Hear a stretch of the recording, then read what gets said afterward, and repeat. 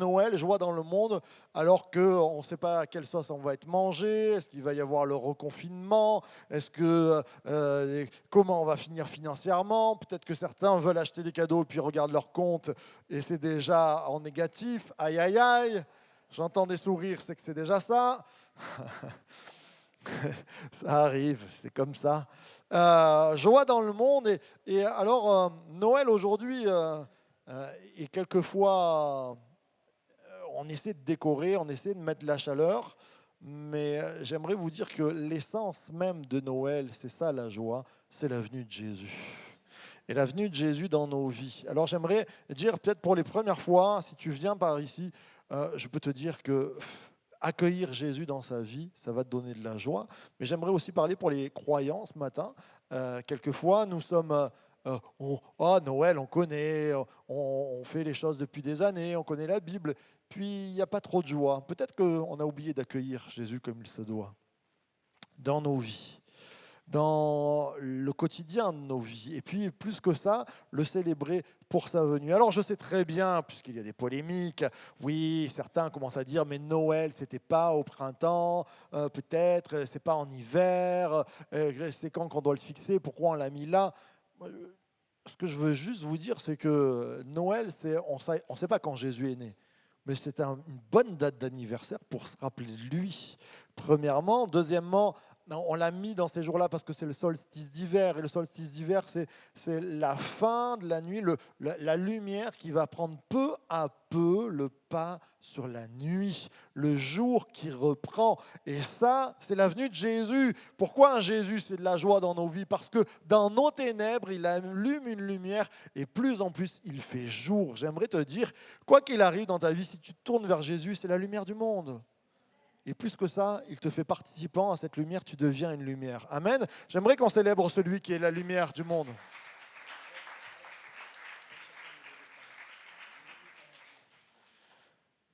Ce matin, on est présent, j'espère, de corps et d'esprit.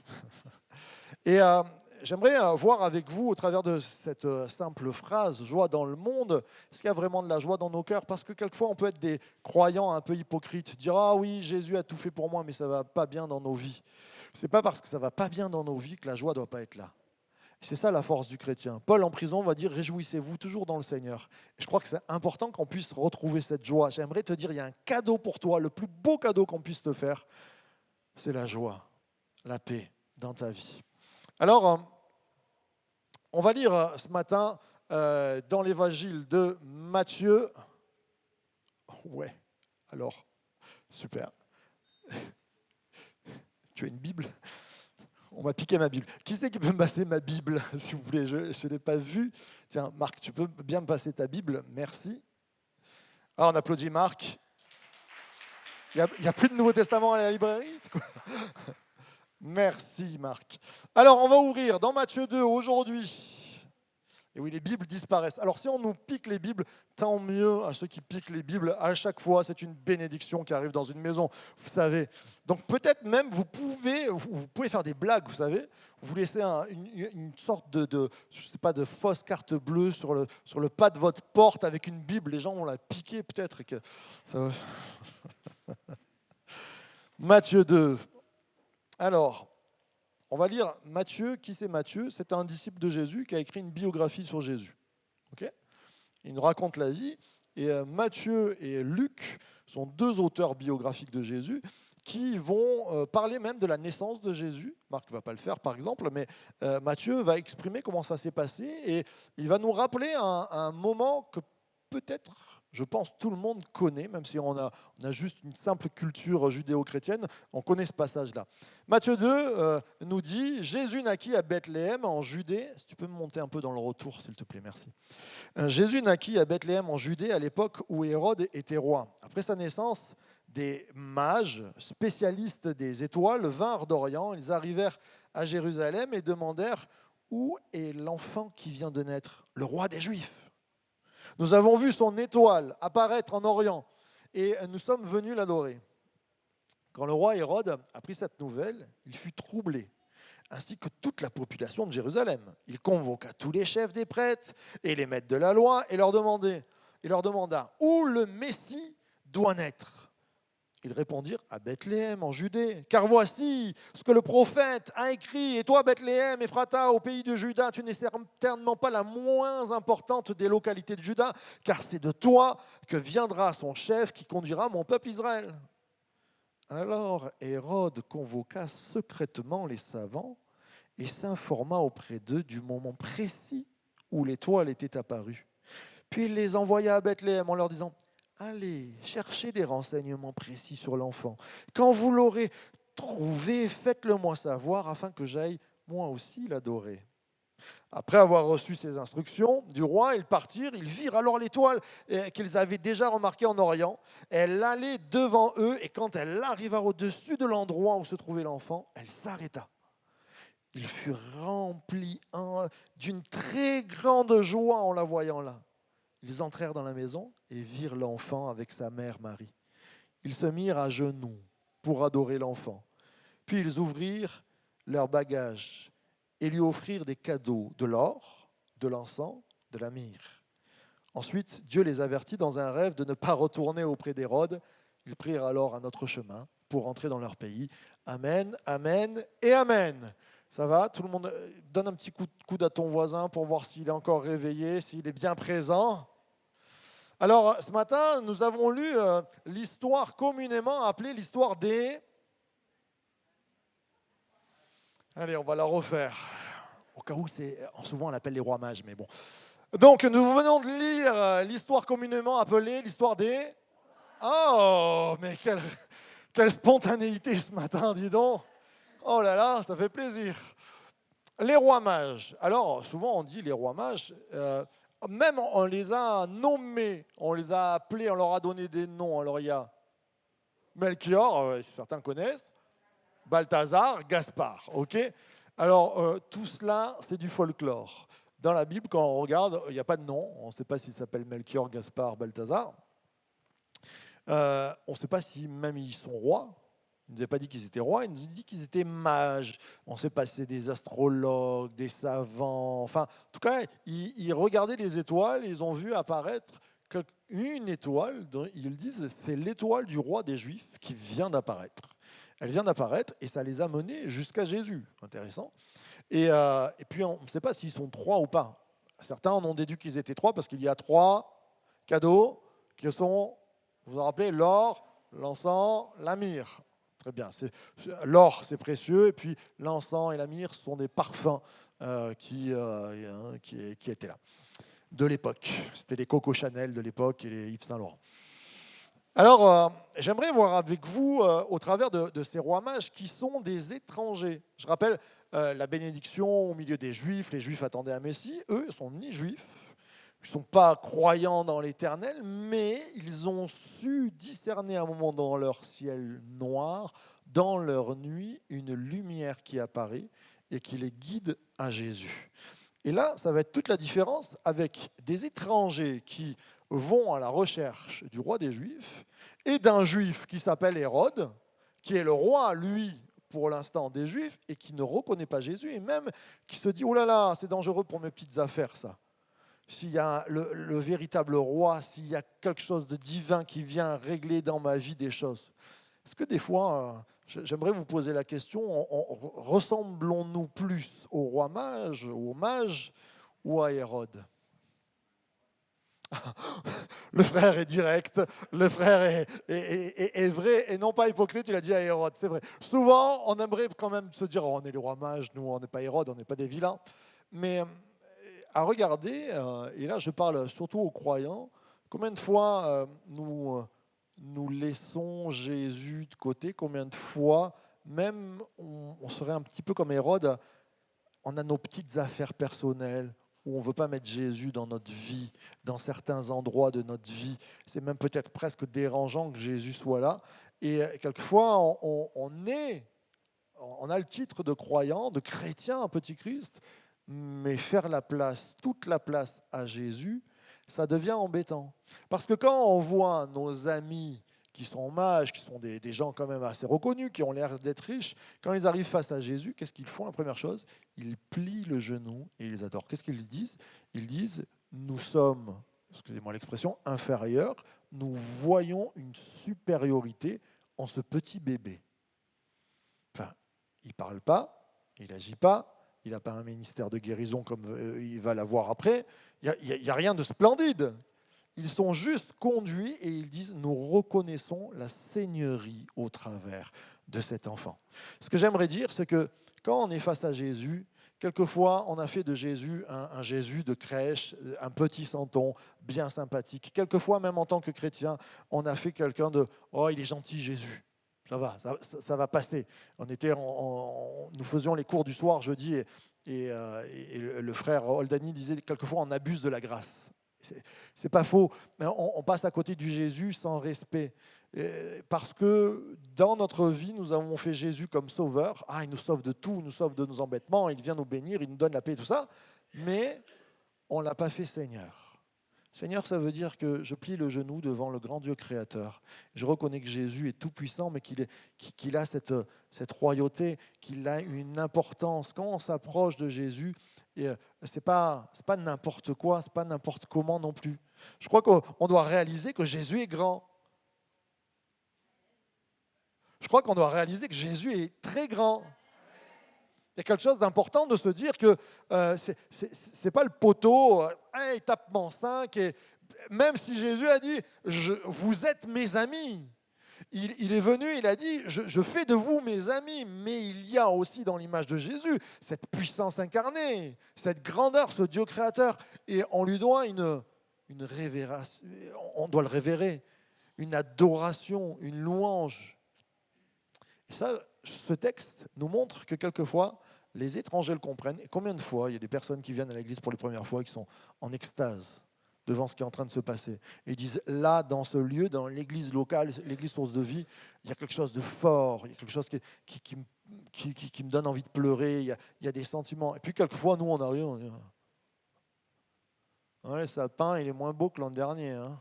Il était plus grand l'an dernier. Hein. Puis le café, tu as vu, le café, il n'était pas bon ce matin. Ouais, je ne sais pas ce qu'ils ont mis dedans. Ouais, et le pasteur, tu as vu sa redingote. Mais on est là pour Jésus. Premièrement, bien sûr qu'on est là pour les frères et sœurs. Jésus, il se trouve partout, mais on est là pour être unis. Mais on est là aussi pour, on disait à l'époque, rendre un culte. Ça veut dire donner un temps à Dieu pour qui il est, pour l'honorer. On donne honneur. C'est pour ça que j'aime bien qu'on soit debout, des fois dans la présence, quand on chante de Dieu, quand la santé nous le permet, parce qu'on rend honneur. Il y a plus qu'un président d'école qui rentre, il y a plus qu'un directeur d'école, je voulais dire, ou qu'un président de la République. Il y a le Dieu vivant et vrai qui est parmi nous. J'aimerais entendre un grand amen, un applaudissement à Jésus qui est parmi nous. Alors, ce matin, j'aimerais voir avec vous quelques points pour retrouver la joie dans nos vies, ou pour la trouver. Puisqu'il nous est dit que quand ils arrivèrent, ils eurent une grande joie quand l'étoile s'arrêta au-dessus de la maison. J'aimerais voir avec vous que Noël, alors Noël, qu'est-ce que ça veut dire ? J'ai posé la question à la première célébration, personne ne savait me dire. Alors je me suis dit, oula, ils ne sont pas rêvés. Noël, ça veut dire naissance. Merci, qui a dit naissance là ? Bravo, bravo. Ça veut dire naissance. On applaudit bien fort.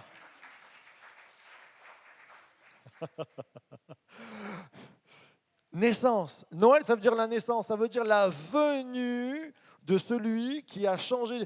Je vous rappelle que tellement ça a changé le monde qu'on a un avant et un après Jésus-Christ quand même. On est en 2021 après Jésus-Christ. Ça a marqué le monde. Et nous, on vient dans l'église, ça ne nous marque plus du tout. Il y a une problématique dans nos cœurs. J'aimerais qu'on puisse réaliser combien Dieu est grand et que quelquefois les soucis qu'on a dans nos vies, c'est-à-dire le manque de joie, le manque de paix vient parce qu'on ne reconnaît plus Jésus dans nos vies ou parce qu'on ne l'a jamais connu.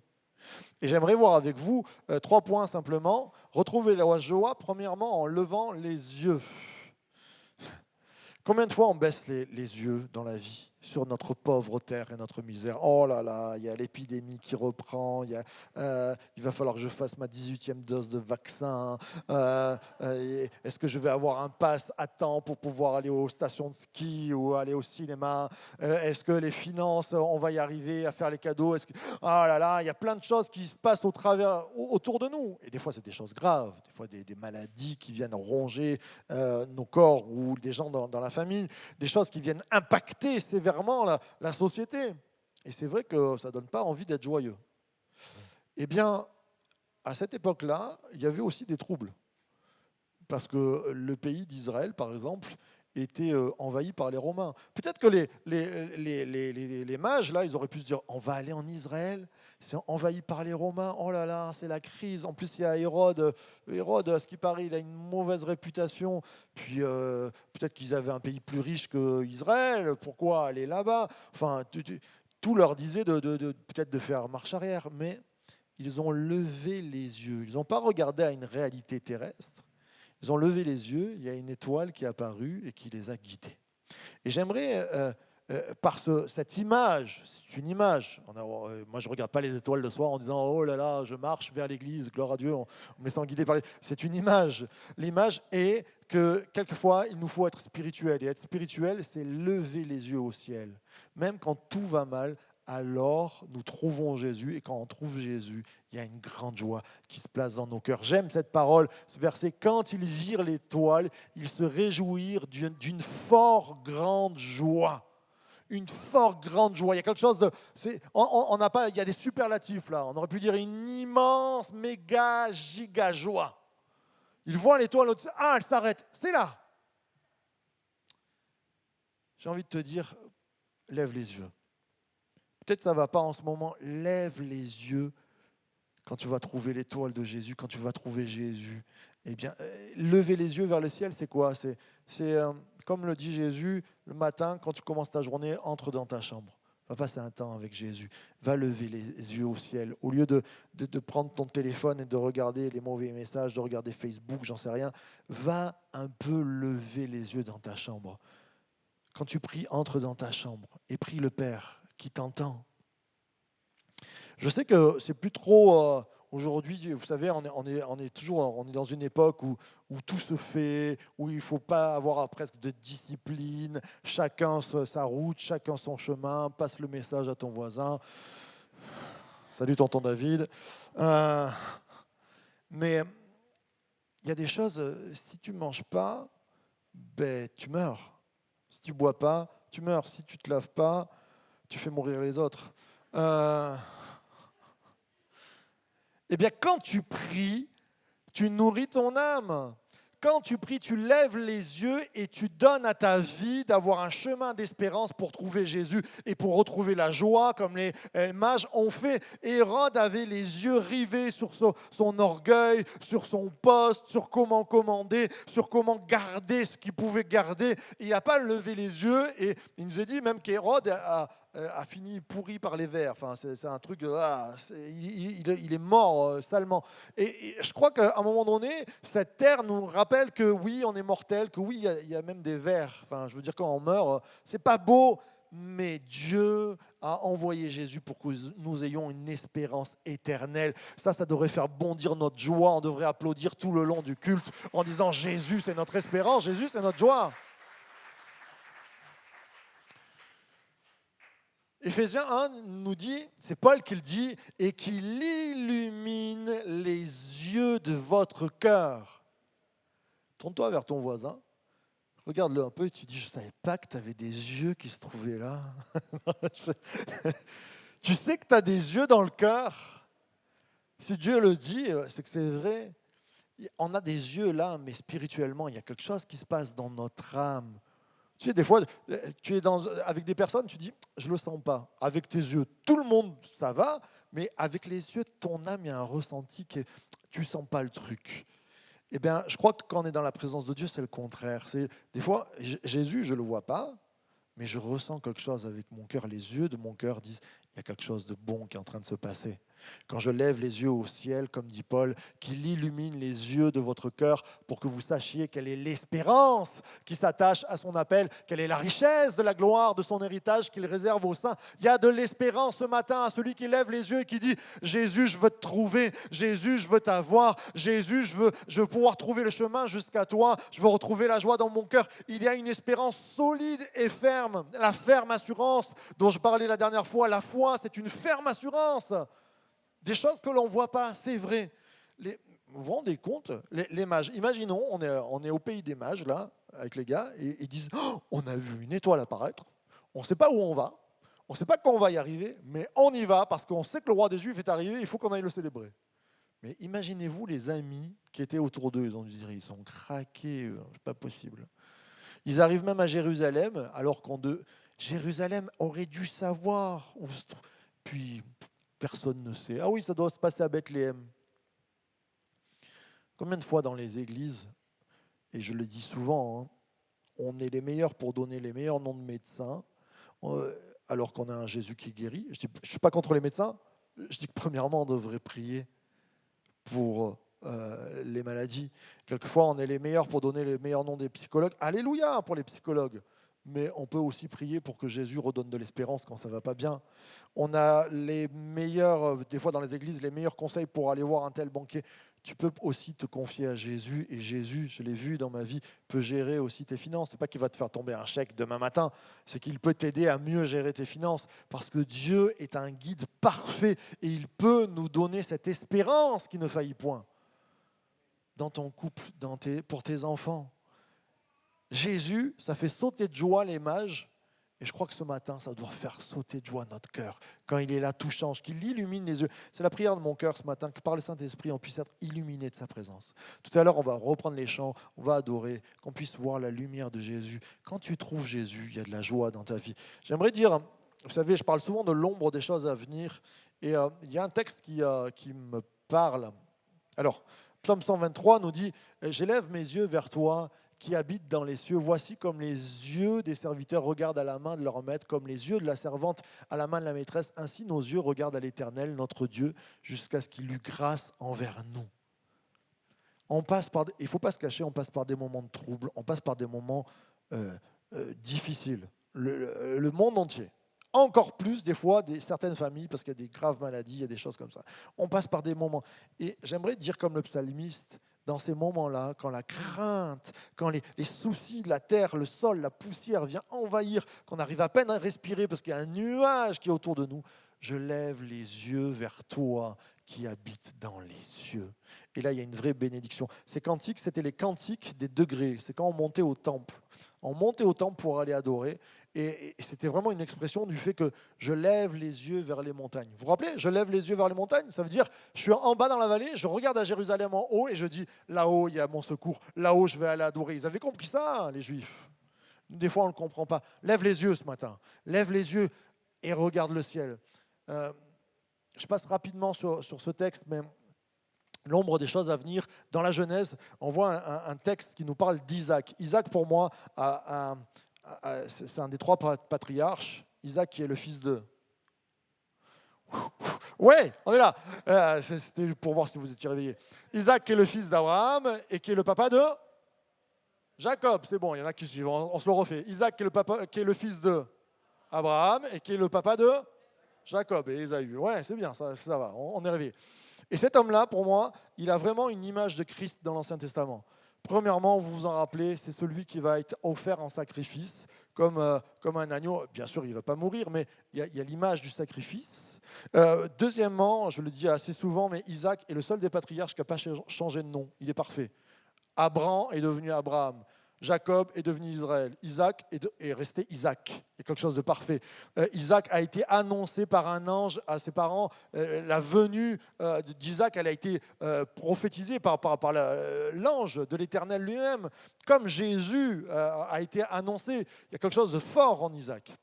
Et puis cet Isaac, dans ce texte-là que je vais vous lire, il dit que le roi des Philistins qui est là, Abimélec, alla de Guérar vers lui avec Akuzat, son ami, et Picol. Picol, chef de son armée, et aussi et chanson. Ça rebondit mieux au second culte, il y en a qui comprennent pourquoi j'ai dit ça. Et ils dirent, pourquoi venez-vous vers moi, puisque vous me haïssez et que vous m'avez renvoyé d'auprès de vous? Et ils dirent, nous avons vu clairement que l'Éternel est avec toi, et nous avons dit qu'il y ait donc un serment, une alliance entre nous et toi, et nous ferons une alliance avec toi, que tu ne nous feras pas de mal, comme nous ne t'avons pas touché, et comme nous ne t'avons fait que du bien, et t'avons renvoyé en paix, tu es maintenant le béni de l'Éternel. Amen, amen et amen. Et ce texte, c'est pour ça que quelquefois aussi on pourrait dire qu'ils sont trois, les mages, me rappelle fortement ces étrangers. Là, il y a des étrangers qui viennent voir Isaac. Ils pourraient rentrer en guerre. Ils ne sont pas du même peuple. D'ailleurs, il y a eu déjà des guerres entre eux. Mais ils disent, on reconnaît que tu es le béni de l'Éternel. On vient plier un genou devant toi. On vient demander une alliance de paix. Et quand nos amis mages viennent, c'est qu'ils reconnaissent en Jésus, en ce tout petit bébé qui n'est pas encore en train d'agir, mais la toute-puissance et la seigneurie de Dieu. Ils disent, on vient faire une alliance de paix. Et ce matin, je crois qu'on peut retrouver la joie quand on fait une alliance de paix devant Dieu. Quand on dit, je viens me repentir, je lâche peut-être tout ce que j'ai fait, je viens dire, Dieu, tu es plus grand que ce que je peux être, que mon intelligence, que toute ma force. Je viens réclamer une alliance de paix. Ce qu'on va faire tout à l'heure au travers du pain et du vin, c'est cette alliance de paix. C'est dire, je prends le pain et le vin, je fais une alliance de paix. J'aimerais faire une petite aparté. Il y a 3 heures de prédication, je pense qu'on va finir à 4 heures cet après-midi. Alléluia. Amen. Il y en a déjà qui sont en train de débrancher devant leur écran. Je fais une petite aparté au travers de la Sainte Seine. Alors, c'est pas une doctrine, c'est mon point de vue parce que j'ai connu en Israël, quelquefois en Israël, on fait des... mince, je ne sais plus le nom, quand on fait des repas autour de la Sainte Seine. Aide-moi mon frère. J'ai plus le bon mot.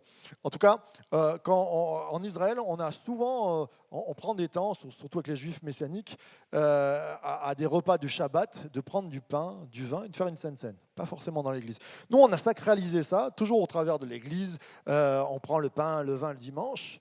Mais à un moment donné, quand vous lisez la Bible, pour ceux qui ont lu la Bible, si vous ne l'avez pas lu, on vous l'offre. Elles sont cachées là-bas derrière, mais on va les trouver. Il est marqué que le pain et le vin, au début de l'Église, se prenaient au travers de repas. Alors, comme à un moment donné, les repas ont dégénéré, que c'était un peu compliqué, on l'a fait systématiquement entre la prière et la prédication. On met la Sainte Seine, le pain et le vin. Mais au début, ça se faisait toujours autour d'un repas. D'ailleurs, Jésus, il n'était pas en train de prêcher, ni de sortir la guitare. C'était autour d'un repas qu'il a lancé le pain et le vin. Et il nous a dit que c'est Jésus qui nous dit pourquoi on fait le pain et le vin. Faites ceci en mémoire de moi. La mémoire de Jésus. Est-ce que Jésus est important? Je disais tout à l'heure, combien de repas de Noël, repas de Noël, normalement repas de Noël pour nous chrétiens, c'est repas de Jésus. C'est joyeux anniversaire Jésus. Ok? Combien de repas de Noël entre la dinde, les fruits et discussion politique, discussion de tout ce que vous voulez, mais pas de Jésus. Je parle à des chrétiens, là. Je parle à des... Peut-être que ceux qui viennent pour les premières fois, je ne vous parle pas. Hop là, vous bouchez les oreilles. Mais c'est un peu la honte quand même. On est un peu des Hérodes. On fait des repas de Noël sans jamais parler de Jésus. Et si vous faites un repas de Noël chez vous, si on est invité, bien sûr, on ne va pas dire « Écoutez, on va parler de Jésus ce soir ». Pourquoi pas, à la limite. Mais c'est sûr que là, les repas de Noël, je peux vous les écrire, là. Même des chrétiens. Zemmour contre Pécresse, contre Macron. Masque, pas masque, anti-passe, vaccin. Ah, génial. Tu as déjà envie d'aller au repas de Noël, quoi. Eh bien oui, au repas de Noël, nous, on va parler de Jésus. Tu es d'accord? Ah oui, elle est d'accord, elle vient de me dire oui. Si on remettait un peu Jésus, là, vous pensez sûrement à la dinde, au truc là, que vous allez faire. Pensez aussi à comment amener Jésus dans votre repas de Noël. Et moi, je vais me permettre, je suis pasteur, hop, de faire une sainte scène à Noël. Je fais Noël chez moi, on prend du pain, on prend du vin, Et à un moment donné, on rappelle, je ne l'oblige pas à tout le monde, mais je vais faire passer le pain et le vin, et je vais dire, Jésus est venu. Noël, ça me rappelle que Jésus est venu. Il a donné son corps, son sang pour moi, et il est ressuscité. Et il change la vie. Et quand je fête un repas de Noël, je ne peux pas faire autrement que de rappeler Jésus. Je vous encourage. Il n'est pas marqué dans la Bible, et il y a plein de fois où c'est marqué que c'est dans l'église, mais quand tu es à au moins 2 croyants, tu peux faire une sainte scène. Ce n'est pas un péché. Il ne faut pas le grand sacrificateur de l'Éternel, pasteur Marc Ambrogio, avec toi. Tu peux le faire. Alors, remettons dans nos fêtes de fin d'année, à notre repas de Noël, Jésus au milieu. J'aimerais entendre un grand amen à ceux qui sont d'accord. Retrouvez la joie en persévérant. Je vais aller un peu plus vite. Retrouvez la joie en persévérant. Quand vous regardez, ils viennent d'Orient. Il nous est dit qu'ils arrivent et étant entrés dans la maison. Quelquefois, nous, en tant que croyants, on rentre dans l'église où on fait une micro-prière d'une seconde. Seigneur Jésus, je te prie, viens me donner la joie. Hop là, on repart. Facebook, le boulot, le téléphone. Ça n'a pas marché, je n'ai pas la joie dans mon cœur. Non mais vous croyez que les mages, il y a des kilomètres et des kilomètres avant de trouver Jésus. Des kilomètres guidés par cette étoile. C'est sûr que quand ils rentrent dans la maison, ils sont joyeux, ils l'ont trouvé. Et quelquefois, on est vite découragé parce qu'on a senti quelque chose, puis on ne le sent plus. Soyons persévérants. Ils ne se sont même pas arrêtés à Hérode qui savait... Tu te rends compte, tu vas avoir le chef de l'État, tu vas avoir les plus grands administrateurs et tu leur dis, il est où Jésus? Il doit naître. On ne sait pas. Mais ils ne se sont pas arrêtés à ça. Vous savez, la foi, quand on est devant Dieu, ce qui nous sera demandé, ce n'est pas ah ben le pasteur, il ne m'a pas bien conseillé. Ah ben l'église où j'ai été, il ne chantait pas bien. Ah, la Bible que j'avais, elle avait des trop petits caractères. Ah, je suis trop fatigué pour pouvoir me lever tôt le matin et me coucher tard le soir pour prier. Il n'y a pas d'excuse. Jésus se laisse trouver. Mais à nous d'être persévérants et de prendre le temps, de couper tout. Combien j'aime cette parole de Jésus qui dit « Entre dans ta chambre, ferme la porte ». Prenez des temps où vous fermez la porte dans vos vies pour chercher Dieu, pour retrouver la joie. Il faut fermer la porte, fermer les applications de vos téléphones, fermer la télé, fermer les ordinateurs, fermer tout. Bon, des fois, on ne peut pas fermer les enfants. « Maman, oui, je sais, ils sont souvent là. » On ne peut pas, mais à un moment donné, de pouvoir fermer, avoir un temps d'intimité, d'être persévérant. Sinon, bien sûr que tu vas te faire voler la joie. La parole de Dieu nous dit, c'est Paul qui dit, mais encore, nous tirons fierté même de nos détresses, de nos afflictions, car nous savons que la détresse produit la persévérance. La persévérance conduit à la défaite. Non, c'était pour voir si vous étiez là. La persévérance conduit à la victoire dans l'épreuve, et la victoire dans l'épreuve nourrit l'espérance. Or, notre espérance ne risque pas d'être déçue, car Dieu a versé son amour dans nos cœurs par l'Esprit Saint qu'il nous a donné en effet au moment fixé par Dieu. Alors que nous étions encore sans force, le Christ est mort pour des pécheurs. J'aimerais entendre un grand applaudissement sur ces versets. Il y a de l'espérance ce matin à celui qui persévère. Et là, il nous dit, l'épreuve, les afflictions, elles nous font grandir dans l'espérance. Mes frères et sœurs, vous êtes éprouvés, ne lâche pas. Il y a une grande espérance en Jésus. Il y a la victoire au bout. Puis, je vais appeler Franck, s'il te plaît. Retrouvez la joie en adorant. Bien sûr, quand je regarde ce verset, il nous est dit que les mages, se prosternant, ils lui rendirent hommage et ayant ouvert leur trésor, ils lui offrirent des dons de l'or et de l'encens et de la myrrhe. Je crois qu'ils s'étaient préparés. Ils ne sont pas arrivés les mains dans les poches en disant « Oh, wow, super, Jésus, il est là. Eh ben, Marie, tu nous fais un petit café, un petit casse-croûte, on reprend la route, après, c'est bon. » Non, ils sont venus dans leur bagage. Ils avaient déjà préparé leur adoration. Quand je viens à l'église, je prépare déjà mon adoration.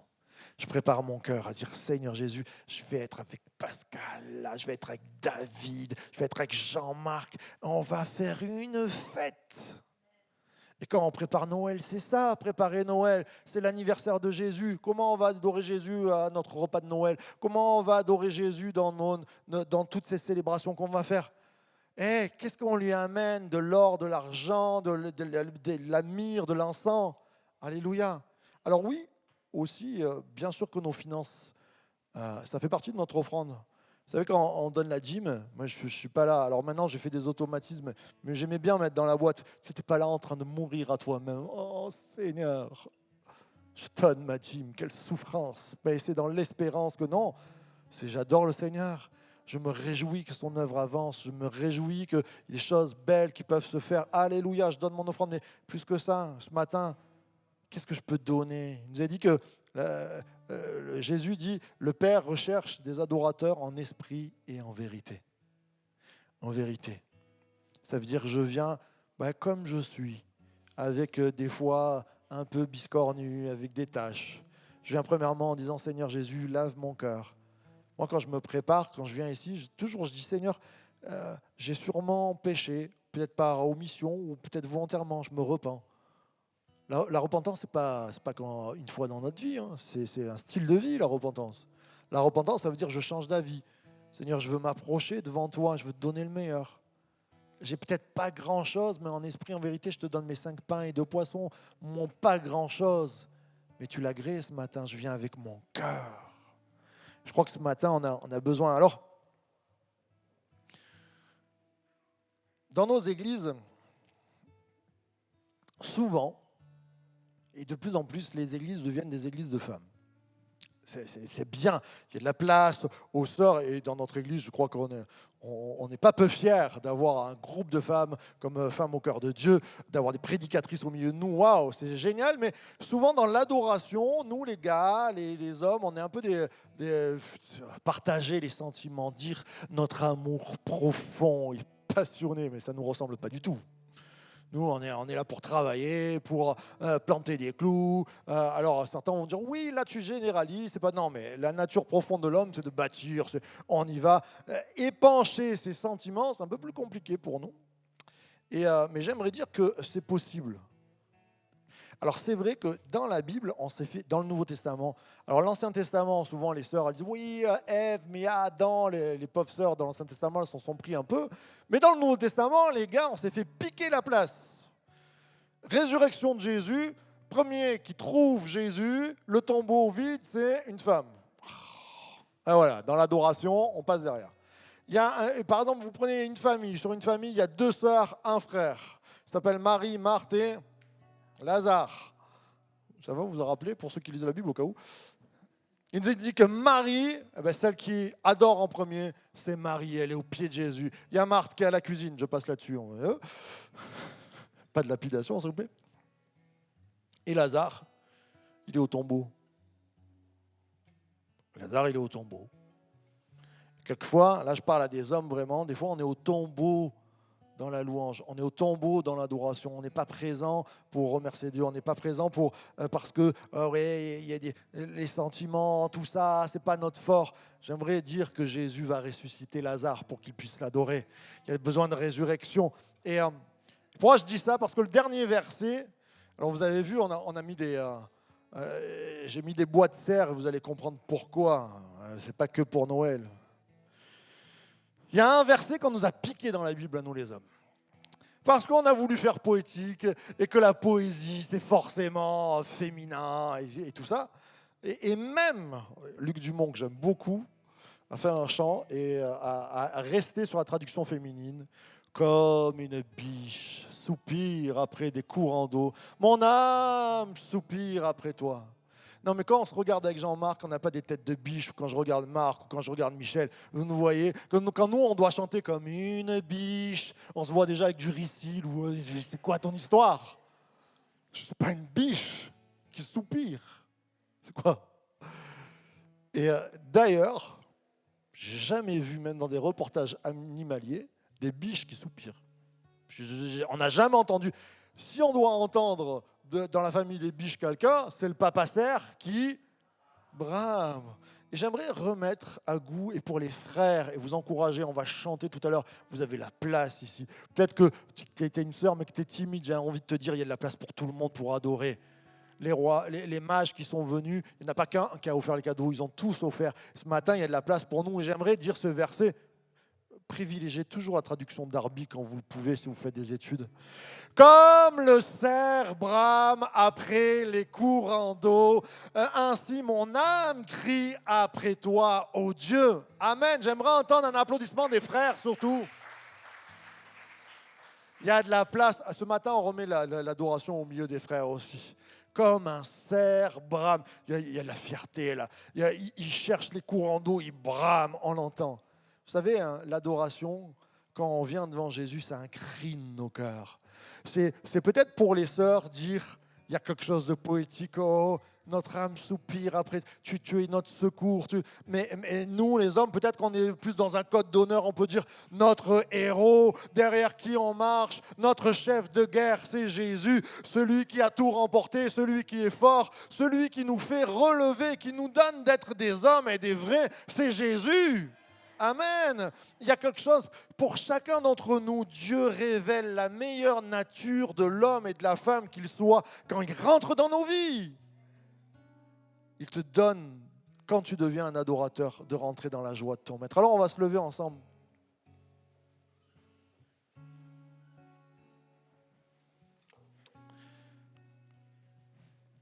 On est devant Dieu et bien sûr j'aime sourire au travers des versets et des genres que nous avons devant Dieu, qu'on soit homme, qu'on soit femme. Il n'y a point de distinction. Mais ce matin, que nous puissions être des adorateurs.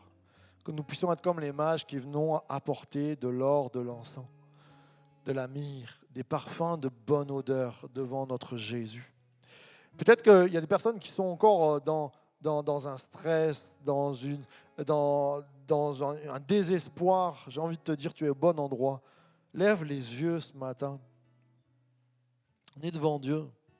Si tu as besoin d'espérance ce matin, si tu as besoin de paix, si tu as besoin de retrouver la joie, lève les yeux au ciel. Et comme un signe devant Dieu, lève ta main. Je ne suis pas en train de regarder, mais tu lèves ta main comme un signe de tes yeux, du cœur, qui se lève devant Dieu et tu dis, j'ai besoin de l'espérance dans ma vie. J'ai besoin de la paix, j'ai besoin de la joie, j'ai besoin de faire alliance avec toi pour retrouver la joie. Quand tu lèves ta main devant lui, c'est comme un signe de dire, mes yeux se tournent vers toi. Grandement besoin de toi. Seigneur, notre Père, je te prie pour tous ceux qui lèvent la main ce matin, qu'il y ait un esprit de joie qui descende sur tes enfants, qu'il y ait un esprit de paix qui descende sur tes enfants. Ta paix qui surpasse toute intelligence, nous dit ta parole. Ta paix qui est bonne, qui donne des fleuves de joie, que maintenant elle descende sur tous ceux qui le croient au nom de Jésus. Amen. Puis maintenant, comme les mages, comme ces hommes qui sont venus de loin, nous allons venir amener notre adoration. Nous allons chanter, nous allons prendre ces temps, nous allons prendre le pain et le vin un peu plus tard, mais nous allons adorer Jésus. Nous allons dire, Jésus, nous te donnons tout notre cœur, te donnons toute notre vie. Est-ce qu'il y a un peuple nombreux qui veut adorer Jésus ce matin? Est-ce qu'il y a un peuple nombreux qui veut trouver la joie de son maître? Alors on peut commencer à applaudir Jésus avant de prendre un chant.